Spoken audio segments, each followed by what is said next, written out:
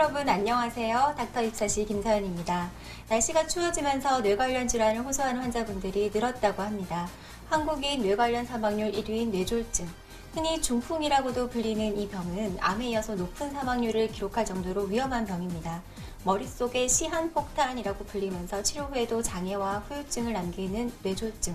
오늘 닥터 입사시에서는 뇌졸중을 예방하고 꾸준한 재활치료를 통해서 뇌졸중의 고통으로부터 벗어날 수 있는 여러 가지 해법들 담아보았습니다. 지금부터 함께 만나보시죠.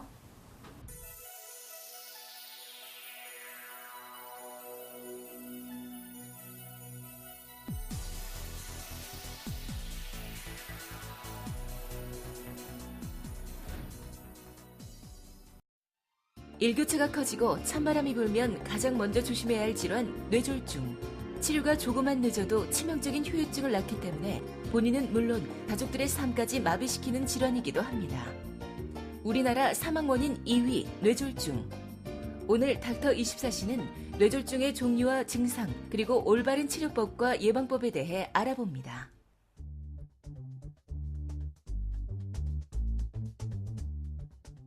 오늘 저희가 뇌졸중에 대해서 알아볼 텐데요. 도움 말씀 주시기 위해서 문정수 선생님 나오셨습니다. 안녕하세요. 안녕하세요. 자, 우리가 많은 분들이 뇌졸중이라는 단어를 안 들어보신 분은 없으실 것 같은데 정확하게 뇌졸중을 좀 설명해 주시겠습니까? 흔히 중풍이라고 많이 알고 네. 계시는데요. 뇌 혈액을 공급하는 혈관이 막히거나 그것이 터지면서 발생하는 신경학적 장애를 뇌졸중이라고 합니다. 혈관이 막히거나 터졌을 경우로 나누어서 알아두셔야 할 것 같은데요. 먼저 혈관이 막히는 뇌경색은 어떤 질환입니까? 뇌경색은 대뇌, 소뇌 쪽으로 가는 혈관이 동맥경화나 혈전에 의해서 막히면서 그거에 따른 그 신경학적 이상이 발생하는 것을 뇌경색이라고 합니다. 그러면 터지는 건 뭐죠? 뇌출혈인데 예, 어떻게 해서 터지게 되는 거죠? 예. 뇌출혈 같은 경우도 동맥경화나 아니면 고혈압 같은 것들이 원인이 돼서 터지게 되는데요. 뇌혈관이 파열되면서 발생하는 신경학적 증상들이 여러 가지가 있을 수가 있습니다. 뇌출혈 같은 경우는 크게 뇌뇌출혈과 거미망미 출혈 또는 지주막하 출혈이라고 하는데요. 그렇게 두 가지로 크게 나눌 수가 있습니다. 네, 뇌경색과 뇌출혈, 결국은 뇌혈관에 문제가 생긴 건데요. 그렇다면 뇌혈관에 문제를 야기하는 주된 원인이 있을까요? 예, 한두 가지 원인으로 설명하기는 매우 어렵고요. 여러 가지 원인이 오랜 시간 동안 혈관에 작용하면서 생기는 경우가 많습니다. 그런 여러 가지 원인들 중에서는 조절할 수 있는 것들도 있고 조절할 수 없는 것들도 있는데요.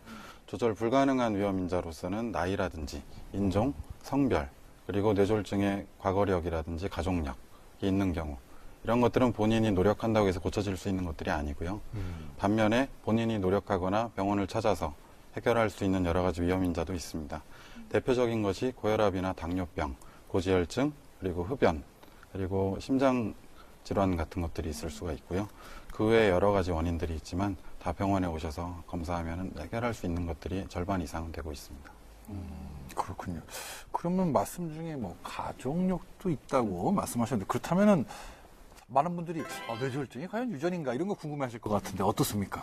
예, 엄밀하게 말하면 유전이라고 하기는 어렵습니다. 대개 아버지나 어머님이 아니면 직계 가족에 뇌졸중이 있었던 경우에 그게 없었던 가족에 비해서 약 1.5배에서 2배가량 높은 뇌졸중 발생을 보이긴 하는데요. 그렇다고 해서 이것이 유전적인 요인이 있다는 것을 의미하지만은 않습니다.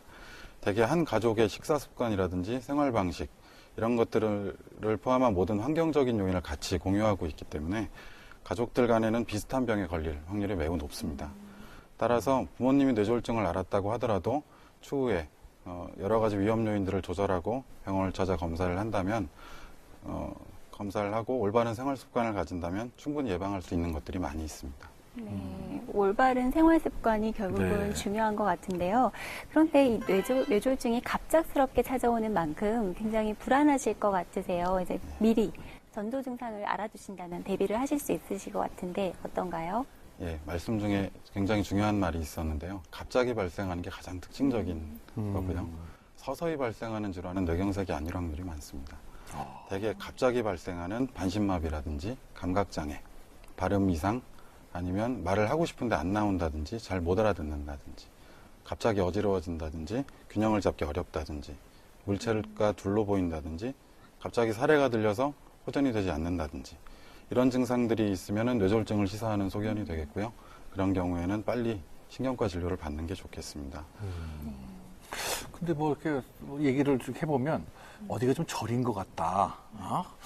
여름은 이게 뇌졸중이 아닌가. 뭐 얘기하시는 분도 있고, 어우 뒷목이 뻐근하다. 예? 이런 것도 뇌졸중이 아닌가 이렇게 의심하는 분들도 있는데 어떻습니까? 예, 물론 뇌졸중 때도 네. 똑같은 증상이 나타날 수가 있는데요. 네. 대부분의 뇌졸중의 경우에는 신체 한쪽으로만 나타나는 경우가 많습니다. 손이 저려도 한쪽만 저린다든지 한 경우가 많은데요. 물론 일반인들이 구분하기는 그렇게 쉽지만은 않습니다. 양손이 저린 경우는 주로 말초신경 질환인 경우가 오히려 더 많을 것 같고요.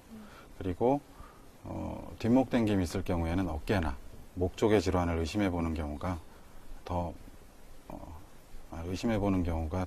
많습니다. 네. 그리고 이런 경우에 집에서 혼자 넘겨짚고 시간을 보내면서 좋아지길 기다리는 경우들이 참 많으신데요. 고민하실 시간에 빨리 병원에 가서 진료를 받는 것이 더 큰 장애를 막는 방법이 되겠습니다. 그렇다면 말씀하신 뇌졸중 증상이 있다가 없어지는 경우도 있을까요? 혼자 집에 계시다가? 예. 뇌졸중 관련된 증상들이 있다가 없어지는 것을 일과성 허혈 발작, 다른 말로 TIA라고 하는데요. 이런 것들은 일시적으로 뇌혈류가 부족해지면서 뇌경색 증상이 발병한 뒤에 24시간 이내에 저절로 사라지는 것을 말합니다. 이런 경우에 보통 일반인들 같은 경우에는 다행히 저절로 나섰네 이러고 그냥 집에서 편하게 계시는 경우가 많은데요. 이런 경우에 실제로 이런 일과성 허혈 발작이 있은 이후에 영구적인 신경학적 손상이 남게 되는 그런 경우가 많이 보고되고 있습니다. 통계적으로는 2일 이내에 5%, 일주일 이내에 약 11%의 환자가 뇌졸중으로 발현하는 경우가 있고요. 이런 증상이 있을 때는 그것이 일과성 허혈 발작인지 현두통인지 아니면 간질 발작인 경우도 있고요. 저혈당에 의한 신경학적 증상일 수도 있기 때문에 꼭 병원을 방문해서 진단을 받는 것이 매우 중요하겠습니다. 네. 그러니까 병원에 방문을 해서 진단을 받아야 되는데, 자, 그렇다면은 어떤 검사를 어떻게 하는지 궁금하실 텐데요. 자, 우리 검사에 대해서 화면으로 준비해 봤습니다. 자, 함께 보시죠. 오늘은 우리 몸의 시한폭탄이라 불리는 뇌졸중에 대해서 알아보고 있습니다. 무엇보다도 뇌졸중은 조기 발견이 중요할 텐데요. 오늘은 뇌졸중의 검진법 그리고 자가진단법에 대해서 알아보겠습니다. 네, 이 뇌졸중 검사 항목이 참 다양한 것 같은데요. 혹시 집에서 스스로 해볼 수 있는 자가진단법 같은 것도 있을까요? 갑자기 발생하게 되는 어지러움증이라든지 균형의 장애, 내지는 복시 증상 등이 자가 증상이 될 수가 있겠습니다. 그렇다면 뇌졸중에 좋은 최신 치료법도 있을까요? 뇌졸중 치료에 있어서 가장 중요한 거는 시간입니다. 그래서 증상 발생 초기에 빨리 병원에 와서 막힌 부위를 찾고 그 부분을 뚫을 수 있는 정맥 내 혈전 용해술이라든지 아니면 요즘은 동맥으로 직접 들어가서 혈관 조영술을 해서 뚫을 수가 있습니다. 그래서 그런 방법들을 통해서 조기에 성공적으로 재관리를 하는 것이 중요하겠습니다. 그리고 최근에는 새로운 항응고요법들이 나오고 있습니다. 그래서 기존의 약물들이 하지 못했던 부분들을 그 약물들이 대체할 수 있을 거라고 생각을 하고 있습니다. 20 houses in a row, 80 people watch a TV show. Paper people, cardboard dreams, how unreal the whole thing seems. Can we be living in a world made of paper mache? Everything is clean and so neat. Anything that's wrong can be just swept away, sprayed with cologne, and the whole world smells sweet.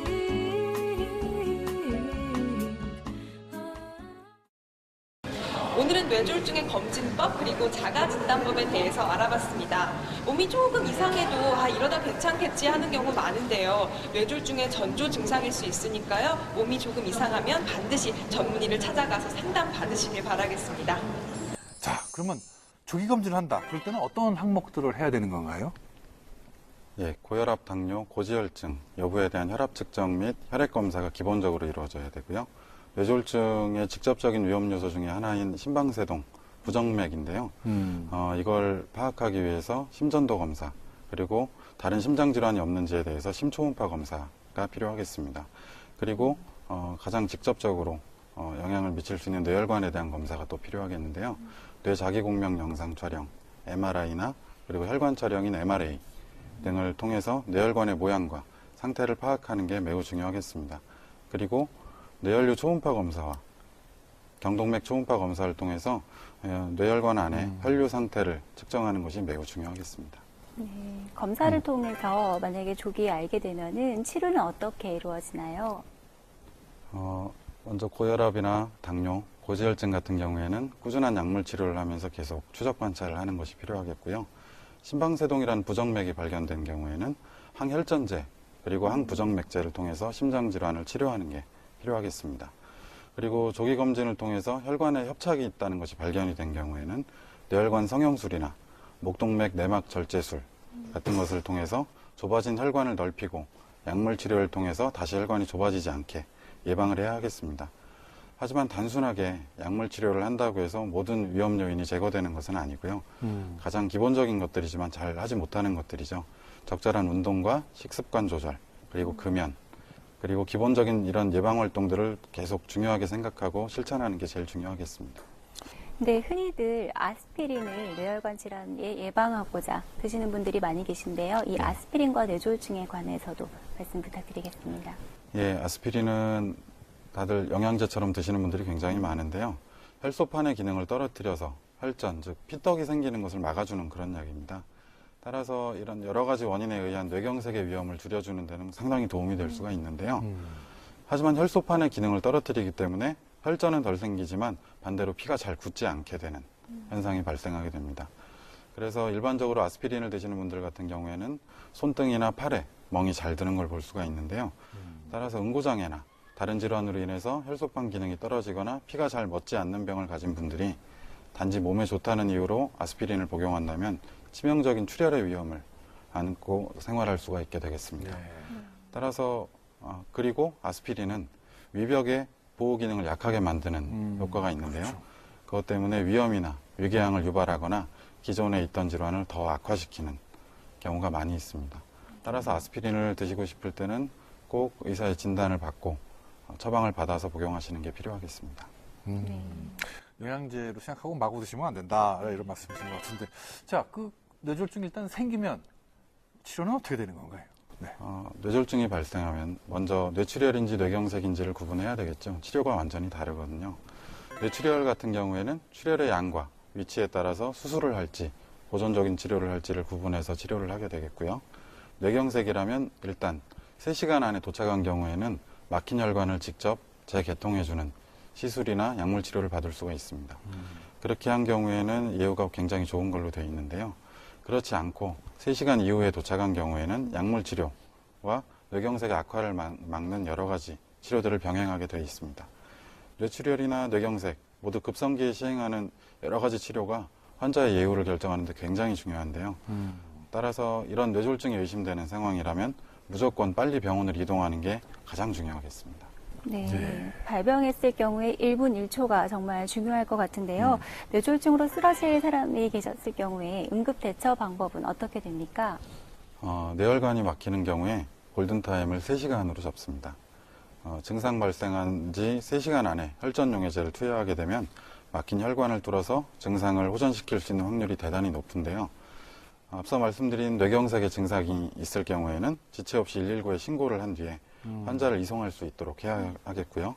일단 신고를 한 다음에는 환자를 눕혀서 안정을 시키고 혹시 구토할지도 모르기 때문에 고개를 옆으로 돌려서 기도를 확보해 주는 것이 도움이 될 수 있겠습니다. 지금 뭐 골든타임 3시간 말씀하셨는데 이거 좀 자세히 좀 시간에 따른 결과가 어떤지 좀 말씀해 주시겠어요? 큰 혈관의 뇌경색이 발생하는 경우에는 초기에 매 분당 약 190만 개의 신경세포가 죽어나간다고 합니다. 또 치료를 하지 않고 그대로 시간이 지체될 경우에는 정상적으로 약 3.6년, 약 3년 반 정도의 시간 동안 뇌가 노화되는데요. 그 노화되는 시간만큼의 뇌세포 손실이 1시간 안에 일어날 수가 있습니다. 앞서서 3시간 안에 혈전용해제를 투여받으면 예후가 좋을 수 있다고 말씀드렸는데요. 3시간 안쪽이라고 하더라도 1분 1초라도 더 빨리 혈전 2시간보다 영양제를 1시간이 좋은 거고 1시간보다 30분이 더 좋은 거네요. 그렇죠. 예. 그렇게 할 경우에는 그 경과가 확연하게 차이가 난다고 연구 결과 나타나고 있습니다. 따라서 뇌졸중이 의심되면 그 증상이 무엇이든 간에 무조건 빨리 병원을 찾는 것이 가장 중요하겠습니다.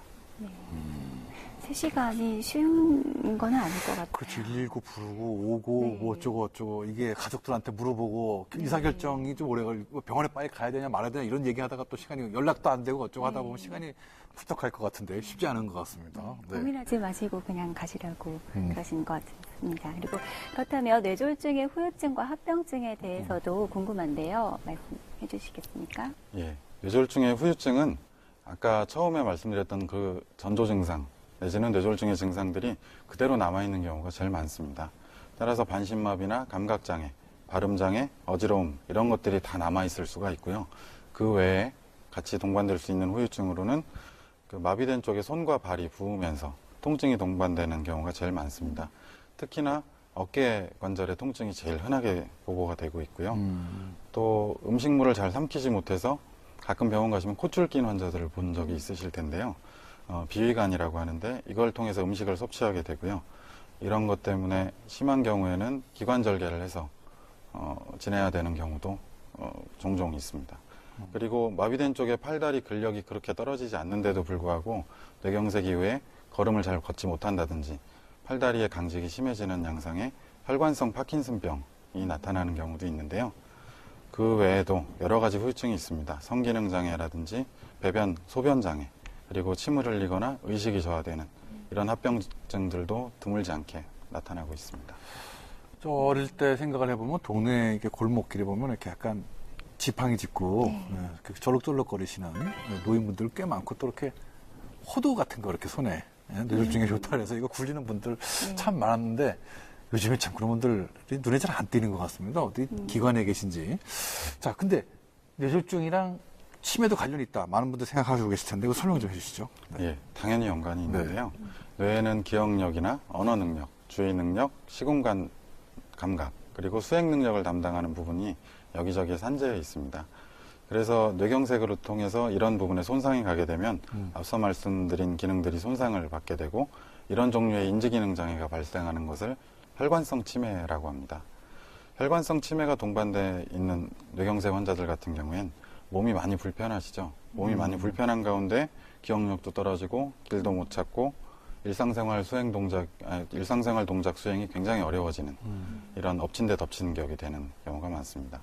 따라서 뇌졸중 환자들은 초기에 인지기능 저하 여부를 적절하게 평가를 해서 약물 치료와 인지치료, 언어치료 등을 받을 수 있게 해드리면 혈관성 치매로 인한 후유증을 최소화할 수 있겠습니다.